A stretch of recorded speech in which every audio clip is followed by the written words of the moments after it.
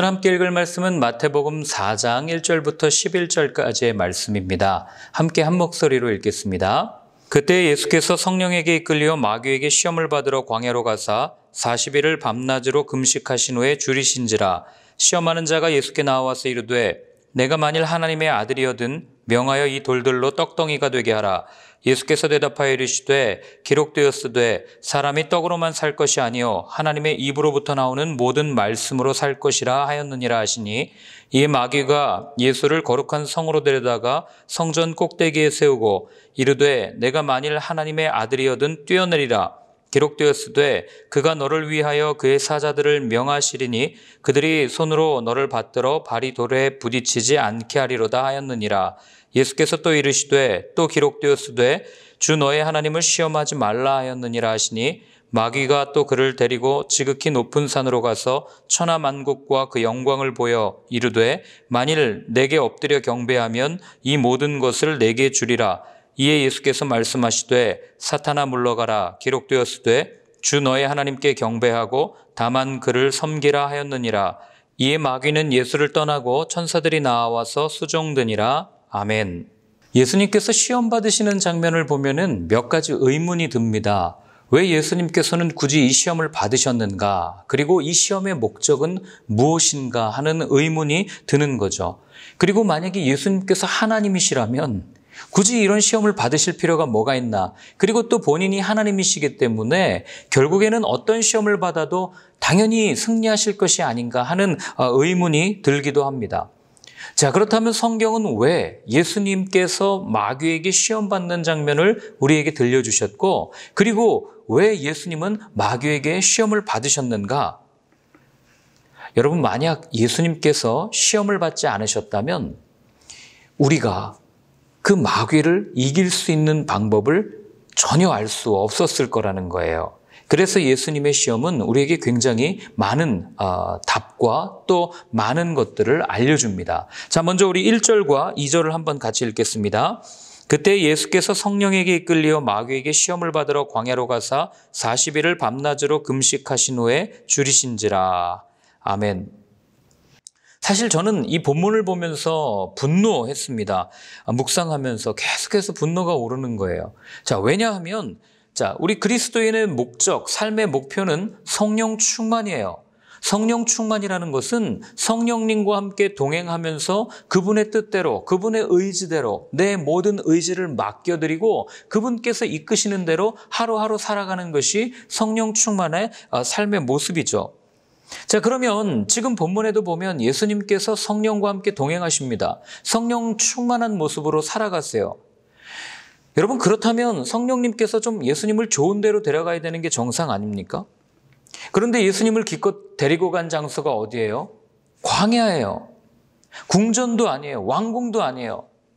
모든 사람의 환호를 받고 칭찬을 받고 인기를 누릴 수 있는 그런 장소가 아니라 아무도 보지 않고 아무도 없는 광야 한가운데서, 그것도 마귀의 앞에 데려가가지고 지금 시험받게 하는 모습을 보게 하는 거죠. 예수님께서 이 일을 하고 싶어서 지금 이런 일을 하셨습니까? 아니잖아요. 본인이 하고 싶은 일을 또 했다고 광야로 나온 거예요? 그게 아니잖아요. 하나님의 뜻을 이루기 위해서, 하나님의 일을 하기 위해서 지금 나와왔는데 하나님을 따른 결과가 광야에서 시험받는 거예요. 여러분, 기분 좋겠습니까? 여러분, 이게요, 우리가 신앙생활을 하면서 겪는 여러 가지 괴리감과 갈등의 원인이 바로 이거예요. 은혜 받았어요. 성령 충만해요. 그런데 여전히 내 현실은 변하지 않아요. 그렇지 않겠어요? 현실은 꼬이기만 합니다. 하나님의 나라, 하나님께서 은혜를 날마다 베푸시는 그런 장소로 우리를 데려가는 것이 아니라 오늘 본문에 있는 것처럼 시궁창과 같은 세상 한복판으로 우리를 보내시고 광야 한가운데로 그냥 밀어 넣으신다고요. 이게 성령 충만한 삶의 모습이라는 거예요. 예수님께서 시험 받으신 그 내용을 요약해 보면 육신의 정욕, 안목의 정욕, 이생의 자랑, 여러분 사실 이 세 가지 아니에요? 그런데 이 세 가지는 우리가 살아가는 내내 일평생 동안 하나님 앞에서 믿음을 가지고 살아가는 우리가 겪어내야 하는 갈등하는 많은 주제들, 그런 소재들이라고요. 우리를 넘어뜨리는 요소들이에요. 그러니 이것을 이겨내지 못하면 하나님의 일을 할 수가 없는 것이고 이 시험을 이겨낸 사람만이 하나님께서 원하시는 하나님의 뜻하신 바 그런 삶을 살 수 있다는 것을 본문이 알려주는 거예요. 그래서 그 하나님의 시험을 이긴 사람만이 할 수 있는 고백이 여러분 뭔지 아십니까? 우리가 부르는 찬양이에요. 초막이나 궁궐이나 그 어디나 내 주 예수 모신 곳이 하늘나라입니다. 이런 고백을 할 수 있는 이유가 바로 오늘 예수님께서 받으신 시험 안에 그 답이 들어있다는 거죠. 도대체 어떤 시험이길래? 자, 우리 시험을 하나씩 한번 살펴보겠습니다. 자, 먼저 3절과 4절을 같이 한번 읽겠습니다. 시험하는 자가 예수께 나와서 이르되 내가 만일 하나님의 아들이여든 명하여 이 돌들로 떡덩이가 되게 하라. 예수께서 대답하여 이르시되 기록되었으되 사람이 떡으로만 살 것이 아니요 하나님의 입으로부터 나오는 모든 말씀으로 살 것이라 하였느니라 하시니. 오늘 보십시오. 여러분, 사단은요 우리의 약점이 뭔지 분명하게 알아요. 우리보다 더 정확하게 압니다. 얘가 뭐가 부족한지 뭐에 결핍을 느끼는지를 분명하게 알아요. 무엇으로 유혹해야 될지 너무 잘 안다는 얘기예요. 오늘 본문에 보세요. 예수님이 지금 어떤 상태입니까? 40일 동안 굶주린 상태예요. 아무것도 먹지 못한 상태라고요. 그러니 얼마나 배고프겠어요. 예수님에게 제일 필요한 것은 무엇입니까? 맞아요. 먹을 거예요. 떡이에요. 밥입니다. 그러니 와서 하는 말이 뭐라고 그래요? 야, 너 하나님의 아들이라며. 그러면 이거 떡으로 만들어서 먹어. 지금 내가 죽게 생겼는데 무슨 뭐가 문제가 되겠어? 뭐하러 이렇게 고생해? 말하면 너 떡으로 만들 수 있잖아. 라고 마귀가 시험하는 거예요. 여러분, 우리가 이걸 보면서요 그냥 간단하게 뭐 예수님이니까 그냥 넘기면 되지, 가볍게 넘기면 되지, 이런 문제가 아니라는 것을 알게 됩니다. 우리가 열흘만 굶어도요 배고파가지고 막 허겁지겁 먹을 것을 찾습니다.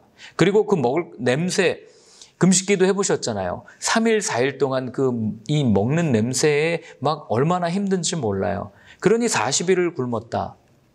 물론 어느 정도 그 임계점이 지나면 뭐 감각이 없어진다고들 이야기하지만 그러나 여러분 그렇지 않죠. 허기진 건 허기진 겁니다. 그러니 사단이 와가지고 지금 뭐라고 얘기해요? 너 이거 떡 한번 만들어 봐라. 예수님은요 지금 생존이라고 하는 아주 인간이 선택할 수 있는, 인간이 견딜 수 있는 아주 극한 상황까지 지금 갈 때까지 간 거예요. 생존이 걸린 문제죠. 이렇게 생존이 걸린 이 문제 앞에서 내가 죽느냐 사느냐 이 기로 앞에서 예수님은 지금 뭘 선택한 거예요?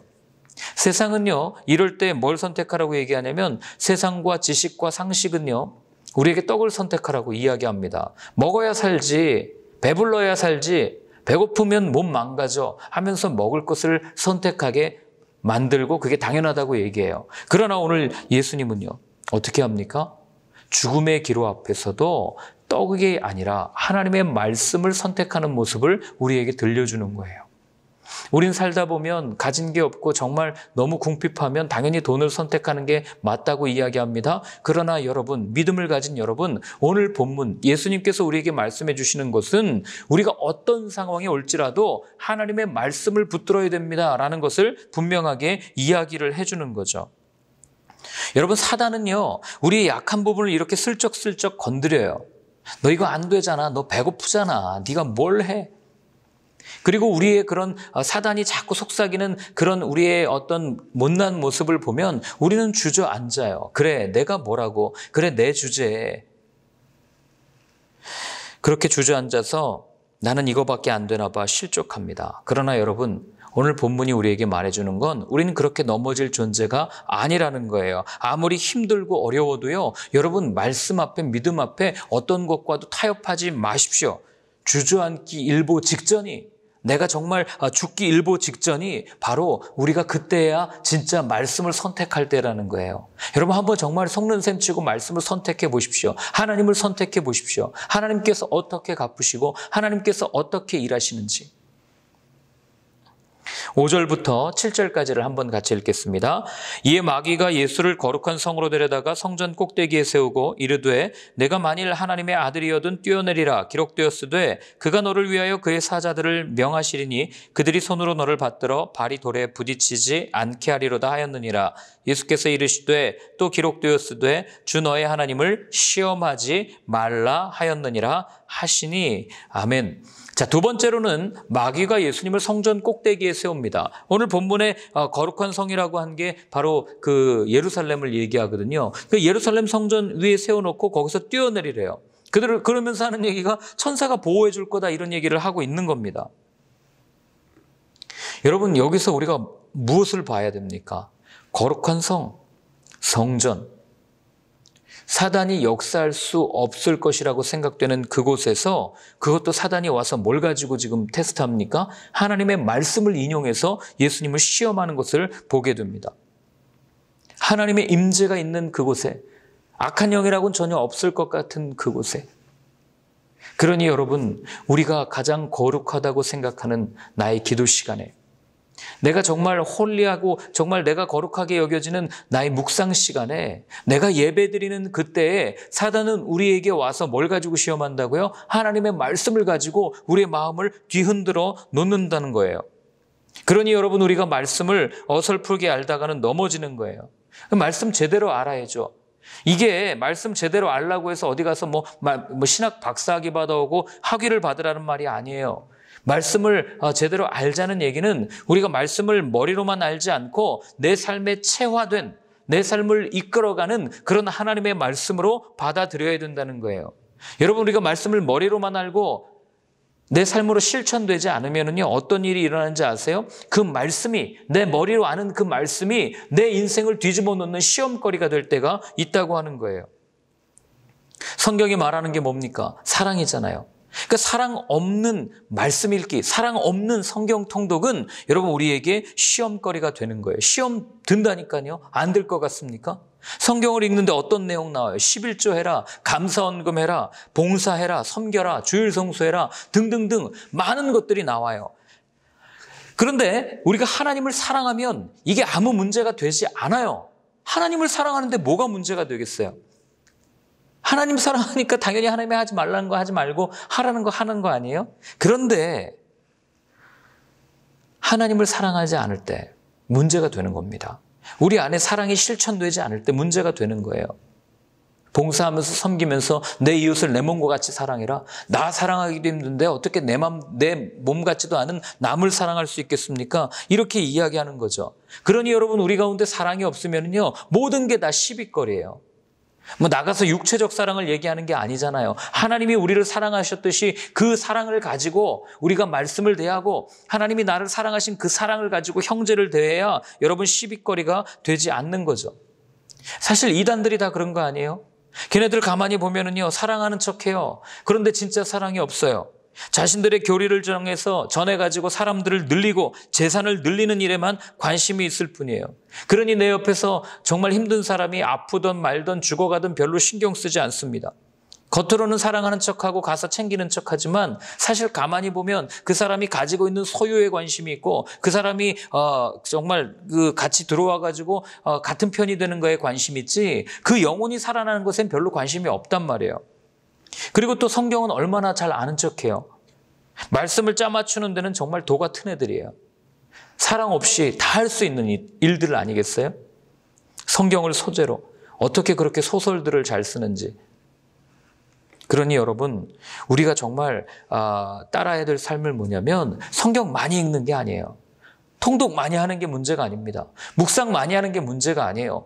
물론 그것도 유익이 있어요. 그러나 그거보다 더 중요하게 여겨야 될 것은 사랑하는 마음을 가지고 사랑하는 실천하는 그런 삶의 태도를 가지고 말씀을 읽고 하나님 앞에 나아가고 예배드리고 기도해야지, 그렇지 않고 그냥 내가 무언가를 이루기 위해서 기도하고 내가 무언가를 하기 위해서 신앙생활을 한다면 여러분, 그렇게 거룩하게 여겨지는 내 신앙생활, 내 모든 것들 가운데 말씀으로 시험받을 수 있는 그런 일이 일어난다는 것을 오늘 본문이 알려주는 거죠. 단 한 절이라도 내 삶 속에서 정말 진실하게 살아내는 삶, 그게 우리를 이 시험으로부터 붙들어주는 아주 훌륭한 무기가 된다는 겁니다. 자, 우리 8절부터 10절까지를 한번 읽겠습니다. 마귀가 또 그를 데리고 지극히 높은 산으로 가서 천하 만국과 그 영광을 보여 이르되 만일 내게 엎드려 경배하면 이 모든 것을 내게 주리라. 이에 예수께서 말씀하시되 사탄아 물러가라. 기록되었으되 주 너의 하나님께 경배하고 다만 그를 섬기라 하였느니라. 아멘. 자, 마지막 시험은요, 아마 이거 우리 앞에 펼쳐지면은 이 시험 테스트할 사람 많지 않을 겁니다. 왜요? 모두가 다 얻고 싶어 하는 거 아니에요.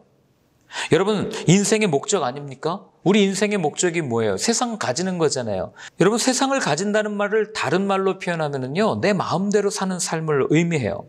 우리가 왜 돈 벌고 싶어 합니까? 내가 좀 편하게 살려고요.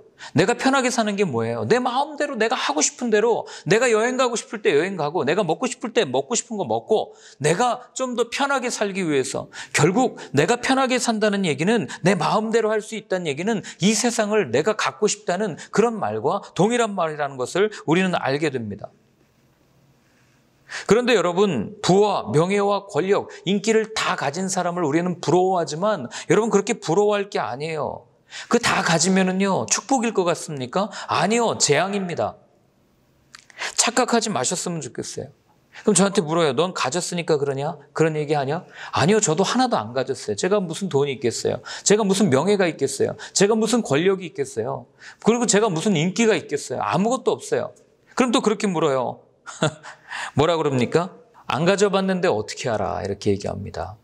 그러나 여러분, 소위 제가 금수저로 태어나서 가졌다는 거 다 가진 사람들, 그 인생이 어떻게 되는지 나중에 약물 중독되고 힘들어지고 본인이 세상을 누리는 거 모든 것을 가진 것 같이 생각하고 살지만 그 물려받은 것이 하나도 없이 다 사라졌을 때 정말 밑바닥 인생을 사는 삶을 많이 봤습니다. 세상에 모자랄 것 없이 살던 사람들이 나락으로 떨어지는 것을 한두 번 본 게 아니에요. 그 모든 것을 가진 게 오히려 차라리 없었으면 그들이 저렇게 되지는 않았을 텐데 가진 것이 화근이 되어서 저렇게 사는 모습을 보게 되는 거죠. 그런데 뭘 더 가지려고 하세요? 그렇기 때문에 우리 그리스도인들이 정말 살면서 드릴 수 있는 가장 귀한 고백 중에 하나가 뭐냐면 주님 한 분만으로 만족합니다라는 고백이라는 거죠. 오늘 본문을 쭉 읽다 보면은요, 재밌어요. 여러분, 제가 이 본문 얘기할 때 꼭 말씀드리는 건데, 사단이 인류 역사 속에서 단 한 번이라도 까만 옷을 입고 짜잔하고 나타나서 나 사단이야, 너 시험할 거야, 너 죽었어, 이렇게 얘기하면서 시험한 적이 한 번도 없어요. 그럼 우리는 예수님의 시험을 어떻게 이해를 해야 돼요? 예수님은 마귀한테 시험 받았는데. 그래서 제가 예수님께서 받으신 시험을 잘 살펴봐야 된다고 말씀드린 이유가 여기 있어요. 우리가 받는 시험과 똑같기 때문에 그래요. 아니, 우리 앞에는 마귀가 나타난 적이 없는데요. 그럼 잘 보세요. 예수님이 살던 당시에 광야에 누가 살았는지를 보면 이 본문이 정확하게 보입니다. 여러분, 당시 광야에는 어떤 사람이 살았냐면 첫 번째로 정말 극빈자, 가진 게 없어서 도시에서 쫓겨난 사람들, 그리고 가진 게 없어서 정말 먹고 살 게 없어서 어쩔 수 없이 나쁜 짓을 해야 하는 강도들이 이 당시 광야에 살았던 거예요. 그러니 그들의 소원은 뭐예요? 배불리 먹고 사는 거예요. 배부르게 먹고 사는 게 가난한 사람들의 소원 아니에요? 그러니 이 사람들이 예수님께 나와서 뭐라고 얘기했겠어요? 당신이 정말 하나님의 아들이라면 이 돌을 명해서 떡으로 만들어가지고 우리 배부르게 해주십시오. 그럼 믿을게. 자, 두 번째로 광야에 살았던 사람들은요, 이 거룩을 추구하면서 세속이랑 이렇게 떨어져가지고 나는 거룩한 삶을 살 거야 했던 수도사와 같은 사람들이었어요. 여러분, 이들의 소원은 뭐겠어요? 자신들이 믿는 신, 그 하나님의 말씀이 이루어지는 기적을 보는 게 이들의 목적 아니었겠어요? 그러니 이들이 예수님 앞에 나와서 뭐라고 얘기했겠어요? 우리가 알고 있는 말씀이 좀 이루어질 수 있도록 너 한번 뛰어내려봐. 너 하나님의 아들이라며. 성경에 봤더니 하나님의 아들은 땅에 넘어지지도 않는다더라. 천사들이 와서 받쳐준다더라. 말씀을 가지고 말씀을 아는 자들이 예수님을 테스트하지 않았겠어요? 그리고 광야에 살았던 세 번째 부류의 사람들은 독립투사들이었어요. 로마 정부의 그 권력과 그런 압제를 피해서 좀 더 나은 세상을 만들기 위해서 피해왔던 사람들. 그러니 그들의 소원은 뭐였겠어요? 나라의 독립이죠. 그러니 예수님 앞에 나와서 뭐라고 얘기했겠습니까? 당신이 만약에 하나님의 아들이라면 우리와 손잡자. 그래서 나라가 독립이 되고 정권이 수립되면 당신에게 좋은 자리 하나 줄게. 천하만국을 보여주면서 그런 얘기하는 거 아니겠어요? 여러분, 이 모습이 먼 이야기 같으십니까? 아니에요. 우리가 사는 주위에서 매일매일 일어나는 일들입니다. 매일매일 이런 시험과 유혹이 일어나는 거예요. 아닌 것 같습니까? 여러분, 우리 주위에는요, 여전히 장발장처럼 빵을 얻기 위해서 빵을 훔치다가 어려움을 겪는 사람들이 있고요. 그리고 우리 주위에는 거룩한 삶을 살면서 신의 기적을 바라는 사람, 경건하고자 노력하는 사람들이 여전히 있고요. 하나님의 말씀이 이루어지는 것을 바라는 사람들 여전히 있습니다. 그리고 또한 새로운 세상을 꿈꾸며 세상에서 투쟁하면서 사는 사람들이 있어요. 이들 모두 교회를 바라보면서 이야기합니다. 교회라면 이 모든 것들을 해결해 줘야 되지 않겠습니까? 교회라면 가난한 자들을 해결해 줘야 되지 않겠습니까? 교회라면 좀 더 정의롭고 나은 세상이 이루어질 수 있도록 함께 투쟁해 줘야 되지 않겠습니까? 그러니 예수님의 시험은요, 우리의 삶과 너무나도 많은 관련이 있다는 겁니다. 기억해야 될 것은요, 예수님께서 이 세 가지 시험을 말씀으로 이기셨습니다. 그리고 이 세 가지 시험을 통과하신 후에야 하나님의 일을 시작했다는 거예요. 동일하게 우리의 삶에 이런 시험들이 분명히 있을 겁니다. 이런 시험을 이기고 나서야, 이 시험을 패스하고 나서야 우리에게도 하나님의 일이 시작된다는 거예요. 우리는 질문합니다. 어떻게 질문합니까? 나는 왜 예수님처럼 못 살까? 정답은 오늘 본문에 따르면 우리가 육신의 정욕, 안목의 정욕, 이생의 자랑이라고 하는 이 과목을 패스하지 못했기 때문에 우리는 예수님처럼 살 수 없다는 것을 오늘 본문이 얘기해 주잖아요. 그럼 또 질문합니다. 예수님은 하나님이니까 그거 가능하지? 우린 인간인데 어떻게 이게 가능해? 여러분, 아니에요. 예수님도 100% 인간입니다. 우리와 똑같아요. 배고픔을 느끼셨고 아픔을 느끼셨고 고난을 느끼셨고 고통을 느끼신 분이에요. 그럼 차이가 뭐냐? 두 가지죠. 첫 번째는 내 안에 정말 하나님의 말씀이 가득 차서 오래도록 숙성돼 가지고 그 말씀이 차올랐는가. 두 번째, 나는 정말 하나님을 신뢰하는가. 오늘 본문에 보면 예수님이 하나님의 말씀으로 마귀를 대적했다는 얘기는 그 말씀에 능력이 있고 그 말씀에 힘이 있다는 것을 분명하게 신뢰했기 때문 아니겠어요? 이 차이가 우리에게 있는 거예요. 그리고 우리가 마지막으로 잊지 말아야 할 두 가지는, 첫 번째는 이 시험에서 통과했다고 끝이 아니라는 거예요. 11절 한번 보시겠습니까? 이에 마귀는 예수를 떠나고 천사들이 나와서 수종드니라. 아멘.